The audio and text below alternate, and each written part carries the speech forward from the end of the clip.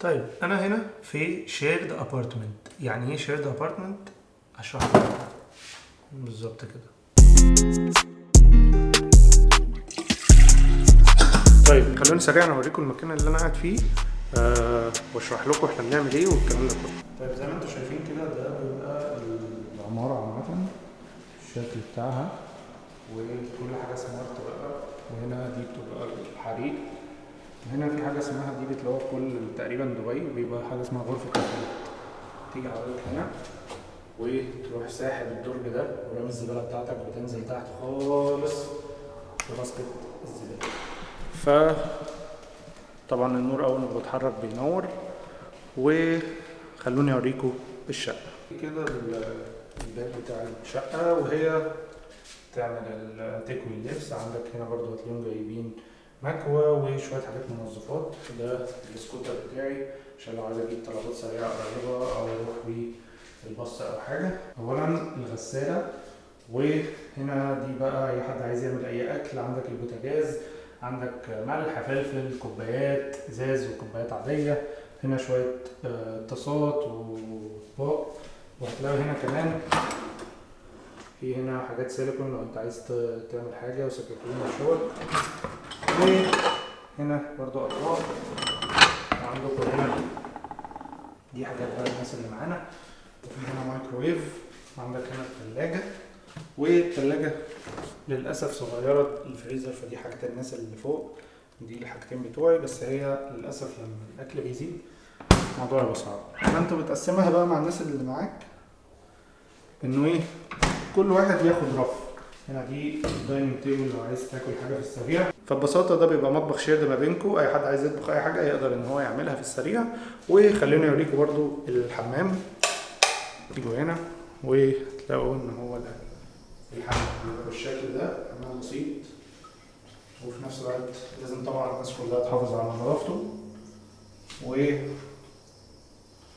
هنا تقدروا بقى الحمام نضيف عشان انت او انا حظي ان انا معايا ناس نظيفه. طيب دي عباره عن ايه؟ دي ابارتمنت شيرد ل4 اشخاص. بمعنى ايه؟ بمعنى ان دي اول اوضه ودي تاني اوضه اللي هي الماستر، واللي في الوش دي الاوضه بتاعتي. فهنا تقدر تاخد فرد. هنا دي الماستر بيدروم بتاخد فردين، وهنا دي تقدر تاخد برضو فردين عشان انا كينج سايز، بس هي بيحطوا فيها فرد واحد. المهم يعني في الاخر انت عندك 1 2 3 3 اوض ب3 اشخاص مختلفه، وممكن يبقى كابل ايا كان. فانت وحظك على حسب بقى الناس اللي هتيجي تلاقيها في الاوضه الثانيه. كل واحد عنده اوضته. وطبعا ما ينفعش ان انت تعمل دوشه بعد الساعه 10 بالليل، ما ينفعش ان انت تشغل غساله، الكلام ده كله. اول تجربه ليا بصراحه في حاجه شيرد، لسه مش عارف، انا النهارده لسه اول يوم، ولكن حبيت ان انا اشيرك معاكم الموضوع يعني. خليني بقى اوريكم الاوضه بتاعتي. طيب هي انا لسه ناقل الحاجه فما لحقتش ان انا انضف قوي بصراحه، بس خلونا اوريكم لفه سريعه يعني. عندك هنا ترابيزه كبيره جدا زي ما انتم شايفين كده، وبتبص هنا على حمام السباحه.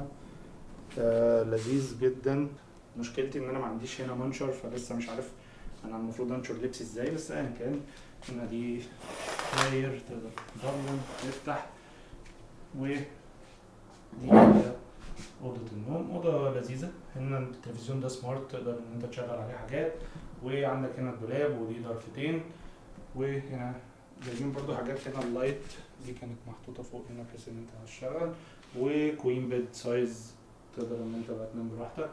وهنا التكييفات كلها طبعا في دبي بتبقى تكييفات مركزيه، بحيث ان هو التكييف اصلا ما بيفصلش، يعني التكييف شغال 24 ساعه وبس يا سيدي. فهي دي الاوضه، وببساطه كده لذيذه. وطبعا فيها كل البيلز بتبقى انكلودد، وفيها الواي فاي، وفيها كل الميه كهرباء غاز ايا كان انت بتحاسبش عليها. هي كانك واخد اوضه في فندق، ولكن هي في استوديو او في ابارتمنت مع ناس تانية. فهي ممكن لو انت بتتضايق من الشيرنج او كده تبقاش ألذ حاجه. انا بالنسبه لي افضل ان انا اخد برايفت باثروم بس اشير الكيتشن عادي، لان انا اصلا يا اما هطلب اكل يا اما هطبخ حاجه في السريع. فالموضوع اصلا المطبخ ده مش قصه يعني. اما في حالتي انا، فانا الصراحه كنت محظوظ لان انا معايا واحد طلع اردني ولوحده مش كابل او حاجه، والشخص التاني كان مصري. يعني هو واحد مصري واخد الاوضه لوحده. الماستر دي اساسا فيها حمام غير الحمام اللي بره، فبالتالي انا والاردني بس اللي بنشاور في الحمام، فما عنديش اي مشكله.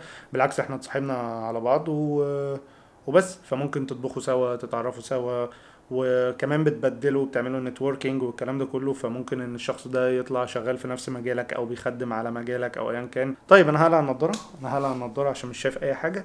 وكنا بنقول ان ده بيسبب لك حاجه اسمها نتوركينج. طب يا سيف، انت بقى جاي هنا تعمل ايه؟ وعشان تفهم انا اصلا جاي اعمل ايه لازم تفهم انا كنت بعمل ايه. طيب سيف شخص طول عمره بيعتمد على نفسه. طيب القصة بدأت بان في شاب اسمه سيف عنده 26 سنة حاليا، يعني مش كتير. سيف ده شاب لطيف جدا من مصر، معتمد على نفسه من بدري طبعا. الاهل عاملين كل اللي عليهم ويشكروا على ده، ولكن هو ما بيحبش انه ياخد مساعده. بحب اعتمد على نفسي. الموضوع بدأ بان انا جيت هنا دبي السنه اللي فاتت، وعشت هنا 8 شهور مع اصدقائي. كنت بعمل ايه؟ كنت جاي بشتغل في شركه عادي جدا. جيت هنا على شغل، وطبعا قدمت السي في بتاعي والكلام ده كله، وما جيتش قبلها على فيزا سياحه وقعدت ادور على شغل والكلام ده. لا، انا من مصر فضلت ان انا اقدم. انا كنت الصراحه مش عايز اريسك بالفلوس اللي معايا، وقررت ان انا هقدم من مصر. والحمد لله لقيت كذا جوب اوفر وكذا انترفيو وعملت، وفي الاخر اخترت واحده. ودي كانت بدايتي مع الامارات. كلكت تاني مره للامارات. الموضوع انا ممكن يكون الفيديو عشوائي ومش عارف قوي انا هتكلم على ايه، لان في حاجات كتير قوي انا عايز اشيرها مع الناس. وفي كلام كتير قوي جوايا متلعبك مش عارف يركب على بعضه. فقررت ان انا هعمل فلوجز واحاول اقسمها فيديوز موجهه، يعني فيديو ازاي تقدم على شغل، فيديو السيفيهات اللي بتحتاجها الناس بره، فيديو السوبر ماركتس وازاي تشتري الحاجات بتاعه الشهر بتاعتك، او لو انت هتشتري مثلا تجيب اكل من بره، تجيب منين، تجيب ازاي، تجيب بكام. يعني حاسس ان احنا لو عملناها في فيديو كده الموضوع هيبقى ملعبك. فهقسمها على فيديوهات بحيث يبقى زي جايد لاي حد حابب ان هو يسافر او هيتغرب. فخلونا الفيديو ده يكون زي انترودكشن بسيط كده، ايه الرحله اصلا اللي انا كنت عملتها قبل كده. ومن اول الفيديوز الجايه هنتكلم عن الرحله اللي انا فيها دلوقتي، لان هم مختلفين، هم مش زي بعض ومش نفس الحاجه ومش نفس الاهداف. يمكن المره اللي فاتت انا كنت جاي عشان جاي على شغل وخلاص وجاي اشتغل، فقلت اجرب واي نوت يعني لما اطلع واسافر. ايه اللي خلاني افكر اصلا في السفر بره او ان انا اغترب او كان، مع ان انا كنت بشتغل في مصر عادي جدا واشتغلت في شركات محترمه جدا، واشتغلت في لوكسوفت اللي هي اتش بي، وكنت قبلها في اي بي سي، كنت شغال على انستا باي 3 سنين في انستا باي، حاجه من اعظم البروجكتس اللي الواحد اشتغل عليها. خدت انترنشيبس في اماكن كتير. المهم يعني ان انا ما كان حالي مش متعثر في مصر، يعني الحمد لله ما كنتش محتاج فلوس ازيد. ايه اللي جاب اصلا موضوع السفر في دماغي او ان انا اطلع بره؟ حاجه عشوائيه جدا. كنت قاعد مع صاحبي في القهوه محمود طارق، فالمهم لقيته بيقول لي انا هلم عزالي وهطلع على الامارات وهشتغل هناك. اللي ما يعرفش محمود فهو اصلا يوتيوبر، يعني هو اصلا ممكن يشتغل من اي حته، ولكن كان بيواجهه مشاكل كتير في شغله من ناحيه بقى الجمارك، المنتجات، لان هو بيعمل ريفيوز للحاجات. فلو الحاجات دي ما بتدخلوش بسهوله وبتيجي كتير والكلام ده كله، فده بيأثر بالتبعيه على شغله الاساسي. فالموضوع مش رفاهيه، الموضوع ان انت محتاج ايكو سيستم او كواليتي اوف لايف. المهم يعني ان هو سافر وانا فضلت قاعد لوحدي في مصر بفكر هعمل ايه. بعدها تقريبا باسبوعين قلت له استنى ما تحجزش حاجه. هو كان قاعد في شقه لوحده، ولكن كان مش ايجار سنوي، كان ايجار شهري، بس من الشهر اللي بعده كان هياخد ايجار سنوي، ولو خد ايجار سنوي فخلاص مش هينفع ان احنا نأجر سوا او حاجه. فمحمود واخوه كانوا هناك اوريدي، فكان فاضل انا عشان ناخد شقه كبيره فيها اوضتين او 3. تمام. وكان قدامي ساعتها اقل من شهر بحيث ان انا الاقي شغل، يا اما هم هيأجروا سنوي عشان ما يبقوش بيدفعوا بالشهر، لان الشهر هنا اغلى بكتير من لو خدت عقد سنوي، بتبقى التكلفه ارخص بكتير يعني. فالمهم الحمد لله قدمت وبتاع واتقبلت، وبعدين رحت رايح وقعدنا في شقه كلنا كبيره. الميزه هنا ان انت قاعد مع ناس عارفها، فموضوع ان انت تيجي مع ناس صحابك ليه كذا ميزه. اول حاجه ان انت مش هتكون لوحدك، تاني حاجه ان انتوا هتشيروا الحاجات مع بعض، تالت حاجه ان انتوا هتخرجوا مع بعض، رابع حاجه ان انتوا هتهونوا على بعض الغربه، خامس حاجه ان انتوا لما تعيشوا في مكان واحد هتقللوا التكاليف بتاعه الايجار والاكل والشرب والغسيل والكلام ده كله. من اول ما سافرت وقعدت هنا شهر في التاني في التالت وخدت على الموضوع، وما كانش اصلا معايا عربيه وكنت بركب مواصلات، واروح الشغل واجي من الشغل واجيب سكوتر عشان اجيب طلبات وانزل مع محمود عشان معاه عربيه. المهم يعني مشيت ليه. اولا الدومين بتاع الشركه اللي انا كنت بشتغل فيها كان بيشتغلوا مينلي في الهوسبيتاليتي ومجال المستشفيات والهيلث كير والكلام ده كله، وانا ما كنتش عمري اشتغلت في المجال ده. فبالتالي ما كنتش فاهم اصلا الميديكال كودز والعيا ده المرض ده يصنف ايه وبتاع. انا راجل سوفت وير كواليتي اشورنس، يعني المفروض ان انا بتست الحاجه، فعشان ان انا تست الحاجه محتاج ان انا اكون فاهمها عشان اعرف اتستها. ولكن كنت عامل شغل حلو والناس كانت مبسوطه، ما كانش عندهم اي مشكله. انا اللي ما كنتش مرتاح. ده بالنسبه للشغل نفسه. ثانيا وهي دي النقطه اللي انا يعتبر نزلت عشانها، وهو موضوع الغربه. ان هو الاهل، وان انت قاعد بعيد عن مامتك وباباك واخواتك وقرايبك واصحابك وكل الناس اللي انت تعرفها، وقاعد هنا ما تعرفش حد. ممكن اكون انا كنت محظوظ شويه عشان قاعد مع ناس صحابي، ولكن في العادي انت مش هتبقى مع صحابك. في العادي هتبقى مثلا متجوز قاعد انت ومراتك هنا، او قاعد لوحدك. فالموضوع مش هيبقى ألذ حاجه، وهيقعد بقى يجي في دماغك حاجات اللي هو ايه. يعني انا مثلا لو فضلت هنا 10 سنين هرجع بقى الاقي اختي اكبر 10 سنين. طب افرض حد تعب، الحد ده لو تعب يعني مش هعرف اكون موجود معاه، ولا هاخد طياره وانزل. طب ما هاخد طياره ممكن يبقى في شغل ما فيهوش اجازه، او انت في فتره الاختبار مش هتعرف تنزل. فهتلاقي ان الموضوع فعلا صعب نفسيا جدا. وما كنتش قد حته الغربه يعني.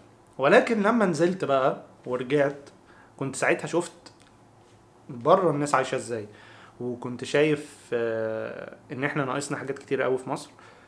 مش عايز ان انا اكون عامل فيديو بقطم ولا بغلط ولا بتاع. انا بحكي لكم تجربتي الشخصيه يعني. حتى انا قايل ان انا مش هتكلم كتير قوي عن المشاكل في مصر، لان تقريبا معظم الناس عايشاها، مش محتاج ان انا اطلع اعرفهم في عيشتهم يعني. ولكن خلوني اقول لكم الهايلايتس بالنسبه لي كانت ايه اللي خلتني افكر ان انا اطلع تاني. حتى لو انا مش طالع على شغل، انا بشتغل نفس شغلي ولكن ريموتلي المره دي في شركه جديده، والشغل ريموت، فاقدر ان انا اسافر واقدر ان انا اريالوكيت واصرف بقى من فلوسي. ولكن هو خلاص، فانا حاليا قاعد هنا على حسابي وعلى فلوسي الشخصيه. ممكن ان في ناس كتير هتفكر ان انت كده بتصرف فلوسك في الارض لما انت كده كده بتشتغل ريموت. طب ما تقعد في مصر وتصرف 10% من فلوسه خلاص. ولكن انا خليني اقول لكم انا ليه جيت تاني، يمكن تفهموا وجهة نظر. طيب انا واحد بيشتغل شغلانتين. اولا الشغله بتاعت السوفت وير، فدي بتحتاج كمبيوتر وكهرباء ونت ومكان مهيأ ان انت تعرف تشتغل اونلاين، ومينفعش الكهرباء تقطع، ما ينفعش النت يفصل، ما ينفعش النت يبقى بطيء حتى لو موجود. ده غير بقى طبعا التكييف والكلام ده كله عشان تبقى قاعد في جو انت مريح نفسيا بالنسبه لك. تاني شغلانه وهي اليوتيوب والفيديوهات والسوشيال ميديا والماركتينج والكلام ده كله. فانا كانت بتواجهني مشكله رئيسيه في حته انقطاع الكهرباء، النت البطيء، الباقه، فكره الباقه عامه، لان انا بستهلك نت كتير جدا. فكره ان الكهرباء لما بتقطع التكييف بيفصل. فجربت ان انا اجيب باور بانك اوصله بالراوتر، وعملت جبت كونفرتر، الراوتر اشتغل بس النت كان فاصل. ليه؟ عشان الكابل اصلا العمومي كان مقطوع على كابينة النت نفسها، فبالتالي الموضوع مبقاش مختصر على الراوتر فقط. وعلى الصعيد التاني فانا عندي الكاميرا مثلا بحتاج ان انا بوصلها بكهرباء دايركت بحيث انها ما تفصلش وتفضل شغاله، ما اشتغلش على البطاريه وبس. ده غير بقى ان انا بفتح الاضاءه بتاعتي، وبتحتاج ان انت تعمل استوديو سيت اب، فما ينفعش ان انت تبقى بتصور والنور يقطع فالكهرباء تفصل او الكاميرا تفصل فالفيديو كله يبوظ. يعني لو انت بتصور بودكاست مثلا ممكن تبقى قاعد متوتر جدا مش مركز مع الضيف عشان حاسس ان الكهرباء تقطع في اي وقت. حتى لو انت جبت سولار بانل، يعني فكرت اللي هو طيب انا هصرف الفلوس اللي انا ممكن اقعد بيها بره واجيب سولار سيستم او سولار بانل بحيث ان الكهرباء ما تقطعش عندي. اكتشفت ان انا لازم امشيها بنظام بطاريات، ان انا لازم اجيب بطاريه والبطاريه تشحن من الطاقه الشمسيه واخد من البطاريه، والبطاريه دي بتحتاج ان النور يقطع عشان يبدا يشتغل على البطاريه. ده على حد فهمي يعني. اما بالنسبه بقى للحاجه الاساسيه اللي انا جيت هنا عشانها، وهي فكره الكواليتي اوف لايف. كواليتي اوف لايف بمعنى ايه؟ بمعنى ابسط الحاجات اللي بتحصل لك في يومك، ابسط الحاجات اللي بتحس ان انت بتهاتي وتخوض حروب كتير مش بتاعتك عشان بس تاخد ابسط الحاجات اللي انت عايزها. يعني مش مشكلتي بس في كهرباء ونت وميه والكلام ده كله. مشكلتي كمان مشكلتي مثلا في فكره السايس، فكره ان انت تبقى بتركن في كل حته، لازم ان انت تقعد تدفع لحد ما تعرفوش وهو ما علكش اي حاجه وملوش اي لازمه ومش مرخص من الحكومه ولا ليه اي لازمه. ده هو شخص جه حط نفسه هنا واعتبر ان دي مملكته وان هو المفروض ان احنا ندفع له فلوس، ولو ما دفعتلوش فلوس فتفضل قاعد قلقان طول اليوم ان انت تنزل تلاقي العربيه مثلا مكحوته او متجرحه او واخده بالمفتاح او ايا كان، بيسبب لك ان انت قاعد متوتر. كذا مره مثلا اطلب من مطعم حاجه تيجي لي حاجه تانية، يعني مثلا اطلب كريب شيش يجي لي كريب ستريبس، وبعدين لما كلمت الراجل بقول له انت بعت لي كريب ستريبس، بيقول لي ما هو الشيش خلص فبعت لك ستريبس.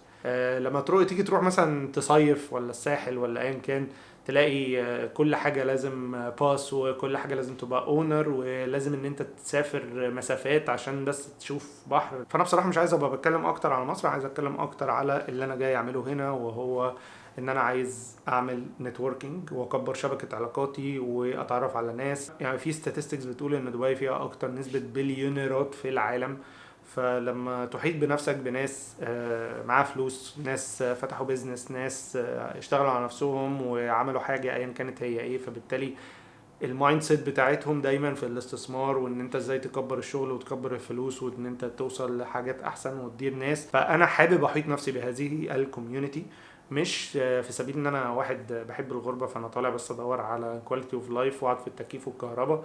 الموضوع مش بهذه السطحيه. ده غير ان انا عندي طموحات كتير حابب ان انا احققها في سن صغير في وقت قصير، من غير ما اقعد 20 سنة على بال ما احققها. ممكن في ناس تانية بتقدر انها تحققها في وقت قصير، ممكن دي مش حالتي، انا ما قدرتش اعملها لغايه دلوقتي. فانا حابب ان انا اكون في منطقه او في مكان بيدعم الستارت ابس وبيدعم الشباب وبتاخد حقوقك وقوانين بتطبق وكل حاجه ميسره لك ان انت بس تقعد وتفكر وتشغل دماغك وتشوف انت عايز هتعمل ايه الفتره الجايه. ولكن طول ما انا الصراحه كنت في مصر كنت دايما بخوض حروب مش بتاعتي، قاعد عمال بجري مش عارف انا بجري من مين، مش عارف انا بعمل ايه. ولكن انا حبست ان انا اخد السيرفيس مقابل الفلوس، مش ان انا ادفع فلوس حتى لو اقل بس ما اخدش حاجه خالص. فده ببساطه اللي انا جاي اعمله. حابب ان انا اشير معاكم الرحله، حابب ان انا اكلمكم اكتر عن البيزنس اللي انا بحاول ان انا اعمله هنا. فسيظل السؤال هل انت هتكمل هنا؟ هقول لك معرفش. فخلينا نقول ان الموضوع هو ما هو الا طموح شويه. فالبلان بتاعتي عشان برضو انتوا تبقوا عارفين هي مش ان انا عايز اعيش هنا مدى الحياه وخلاص وهي حياتي كلها بقت عباره عن ان انا سايب مصر وكده. لا، بس انا حابب ان انا ابقى قاعد هنا فتره محترمه بحيث ان انا ابني الحاجه اللي انا عايز ابنيها بسرعه. عشان برضو التكلفه في مصر اقل بكتير في كل حاجه تقريبا. لو انت واحد بتتجوز عشان انا خاطب، ولو انت واحد بتاكل بتشرب بتدخل مدارس هتعمل ايا كان يعني، فطبعا التكلفه في مصر ربع تكلفه دبي يعني، ما فيهاش كلام. يعني انت هنا لو هتتغدى مثلا من اول 40 درهم، ممكن في مصر هتتغدى من اول 100 200 جنيه. طبعا هي ما بتتحسبش برضو كده، عشان انت لما تبقى قاعد هنا المفروض ان انت بتبقى بتقبض من هنا. بس انا بتكلم في حالتي انا، لان انا في حالتي انا بشتغل ريموتلي، فنفس الفلوس بتدخل، فانت عايز تصرفها بقى في مصر ولا عايز تصرفها في الامارات. فانا بحسبها كده عشان حالتي انا. ولكن في اي حد عادي طبيعي هيجي الامارات هيقبض من الامارات هيصرف في الامارات، هيشتغل في مصر هيقبض من مصر يشتغل في مصر. ولكن لو حد بيشتغل ان هو بيجيب فلوس من بره، فهو قدامه الاوبشن ان هو يشتغل بقى في الحته اللي هو عايزها، وقدامه الاوبشن ان هو يختار عايز يصرف فين. طيب، هل انا عارف هو ده الصح ولا لا؟ لا، انا مش عارف، ولكن انا خدت بعضي وجيت عشان عايز اجرب. و you never know until you try، و you never fail until you stop trying. عمرك ما بتفشل غير لما توقف انك تحاول. فبحاول اقول الكلام ده ليكوا ولنفسي، انه محتاج تتحرك، انت مش شجرة. مش عارف اللي انا بعمله ده صح ولا غلط، مش عارف هنزل امتى، هرجع امتى، هدور على كلاينتس فين، لان هي دي اكبر مشكله حاليا هتبقى بتواجهني الفتره الجايه. وهي ان انا بعد الشغل بتاعي محتاج ان انا اعمل بقى الشغل البرايفت بتاعي، وابدا ان انا اعمل كونكشنز واجيب كلاينتس مهتمين بالحاجه دي. وبرده سبب من اسباب سفري ان الكلاينتس المستهدفين للحاجه اللي انا بعملها هم هنا موجودين اكتر بكتير من مصر. فهو الموضوع كله بيزنس بحت، مش ان مصر وحشة ولا اي حاجة. مصر من اجمل الدول في الدنيا. مش معنى ان الكهرباء بتقطع ولا النور بيفصل ولا الكلام ده ان البلد نفسها وحشه. لا، احنا عندنا احلى بحر في العالم حرفيا، مفيش زيه في حته. عندنا الجو نسبيا، هو طبعا في جلوبال وورمنج في العالم كله، بس الجو نسبيا حلو. عندنا الاكل حلو، يعني عندنا حاجات كتير حلوه في ثقافتنا وفي بلدنا، ولكن في حاجات تانية هي اللي بتأثر عليها. فتسم اب يعني، خلونا اقول لكم الحاجات اللي انا جاي عشانها هنا، اللي انا حاطط التارجت بتاعها ان انا احققها ان شاء الله. اولا وهو ان انا اركز وافوكس في شغلي، بحيث ان انا بشتغل في environment ستيبل، مفيش حاجه بتفصل، مفيش حاجه بتقطع. تاني حاجه وهي ان انا ابدا ارجع فيديوهات. انا مش عايز ان انا اعمل احسن كواليتي في الدنيا، مش عايز ان انا اقعد اصور وابهدل نفسي مونتاج، لان ده هياخد من وقت شغلي وهياخد من وقتي الشخصي في ان انا ارتب لحاجات تانية. زائد ان هو لما هياخد مجهود كبير قوي هيبقى الانتاج اقل، ودي يعني كالكوليشن طبيعيه لاي حاجه في الدنيا. فانا هحاول ان انا ابقى بنزل باستمرار، بغض النظر عن البي رولز بقى والكواليتي والكلام ده كله. فدان بيتر ذان بيرفكت يعني، على راي احمد ابو زيد. تالت حاجه وهي ان انا ابدا واحده واحده اشتغل على الشركه بتاعتي اللي انا عايز اعملها، واحاول ان انا ازود الكونكشن بتاعتي، ودي النقطه رقم 4. ازود الكونكشنز والنتورك بتاعتي، اتعرف على ناس، اروح اوتيلات، اروح كافيهات، اروح البحر. احاول ان انا انتورك مع اي حد ممكن انا اشوفه. ايفنتات، في مثلا ميت ابس، لقيت ابلكيشن اسمه ميت اب، دخلت لقيت ايفنتات الناس بتتقابل في حته وهم كلهم ما يعرفوش بعض، بس بيبقى فيه تايتل او مستهدف للميت اب. فمثلا في حاجه اسمها تك نتورك ميت اب، فدخلت وحجزت، هو فري اصلا، وهروح اتعرف، هشوف الناس.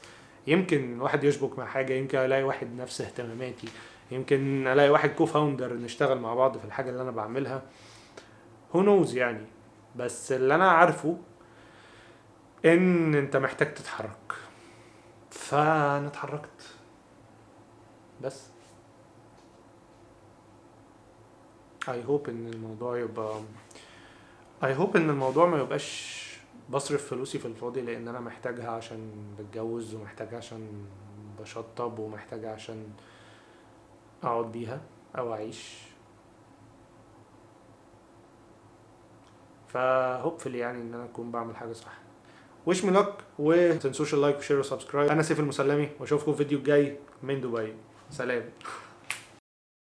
واخر حاجه وهي حاجه مهمه جدا بالنسبه لي، عايزكم تكتبوا في الكومنتس ايه نوعيه الفيديوز اللي عايزين تشوفوها، يعني التوبكس اللي حابين ان احنا نتكلم عنها. بما ان انا موجود هنا فشاركها معاكم، عشان لو حد مثلا حابب ان هو يسافر، حد عارف عايز ياخد فكره عن الدنيا بره فيها ايه، او الناس عايشه ازاي، حتى لو هو مبسوط في مصر والدنيا تمام. وبس.